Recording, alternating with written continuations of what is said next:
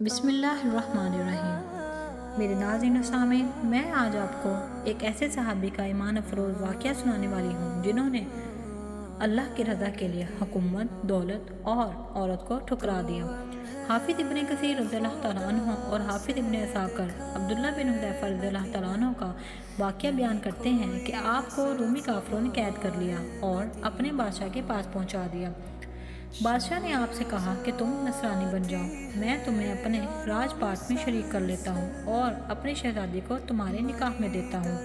عبداللہ بن حذیفہ رضی اللہ تعالیٰ عنہ نے جواب دیا کہ یہ تو کیا، اگر تم مجھے اپنی بادشاہت دے دے اور تمام ارض کا راج بھی مجھے سونپ دے اور یہ چاہے کہ میں ایک آنکھ جھپکنے کے برابر بھی اپنے دین محمدی سے پھر جاؤں تو یہ بھی ناممکن ہے۔ بادشاہ نے کہا کہ پھر تجھے قتل کر دوں گا۔ حضرت عبداللہ بن حذیفہ رضی اللہ تعالیٰ عنہ نے جواب دیا کہ ہاں، یہ تجھے اختیار ہے۔ چنانچہ اسی وقت بادشاہ نے حکم دیا اور انہیں سلیب پر چڑھا دیا اور تیر اندازوں نے قریب سے بحکم بادشاہ ان کے ہاتھ، پاؤں، جسم کو چھیدنا شروع کر دیا اور بار بار کہا جاتا کہ اب بھی نصرانیت قبول کر لو، اور آپ پورے صبر و استقلال سے فرماتے جاتے تھے کہ ہرگز نہیں۔ بعد آخرکار بادشاہ نے حکم دیا کہ اسے سولی سے اتار لو اور پیتل کی بنی ہوئی دیگ خوب تپا کر آگ بنا کر لاؤ۔ چنانچہ وہ پیش ہوئی۔ بادشاہ نے ایک اور مسلمان قیدی کی بابت حکم دیا کہ اسے اس میں ڈال دو۔ اسی وقت حضرت عبداللہ بن حذیفہ رضی اللہ تعالیٰ عنہ کی موجودگی میں آپ کے دیکھتے ہوئے اس مسلمان قیدی کو اس میں ڈال دیا گیا۔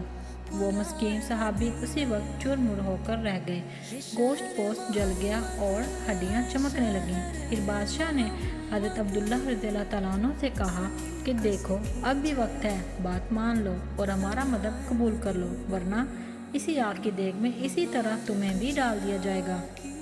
آپ نے پھر بھی اپنے ایمان جوشی سے کام لے کر فرمایا کہ ناممکن ہے کہ میں خدا کے دین کو چھوڑ دوں۔ اسی وقت بادشاہ نے حکم دیا کہ انہیں چرخی پر چڑھا کر اس میں ڈال دو۔ جب یہ آگ دیگ میں ڈالے جانے کے لیے چرخی پر اٹھائے گئے تو بادشاہ نے دیکھا کہ ان کی آنکھوں میں سے آنسو نکل رہے ہیں۔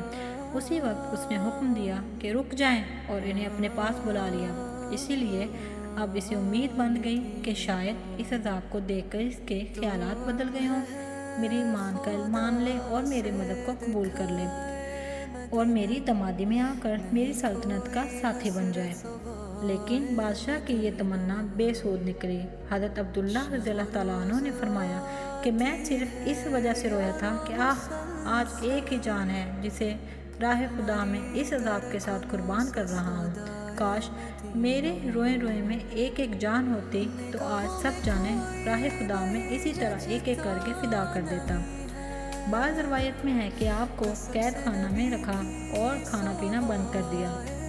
کئی دن کے بعد شراب اور خنزیر کا گوشت بھیجا، لیکن آپ نے اس بھوک پر بھی اس کی طرف توجہ تک نہ فرمائی۔ بادشاہ نے آپ کو بلا بھیجا اور اسے نہ کھانے کا سبب دریافت کیا تو آپ نے جواب دیا کہ اس حالت میں میرے لیے جائز تو ہو گیا ہے، لیکن میں تجھ جیسے دشمن کو اپنے بارے میں خوش ہونے کا موقع بھی نہیں دینا چاہتا۔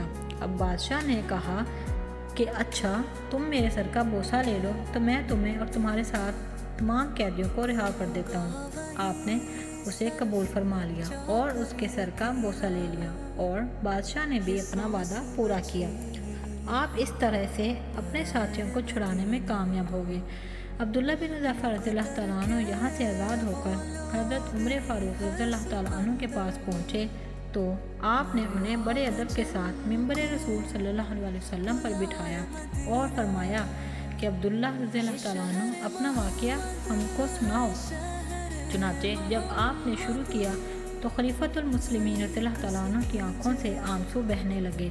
آپ نے فرمایا کہ ہر مسلمان پر حق ہے کہ عبداللہ رضی اللہ تعالیٰ عنہ کی پیشانی چومے اور میں ابتدا کرتا ہوں۔ یہ فرما کر آپ نے سب سے پہلے ان کے سر کا بوسہ لیا اور پھر جمیع مسلمانوں نے ان کا بوسہ لیا۔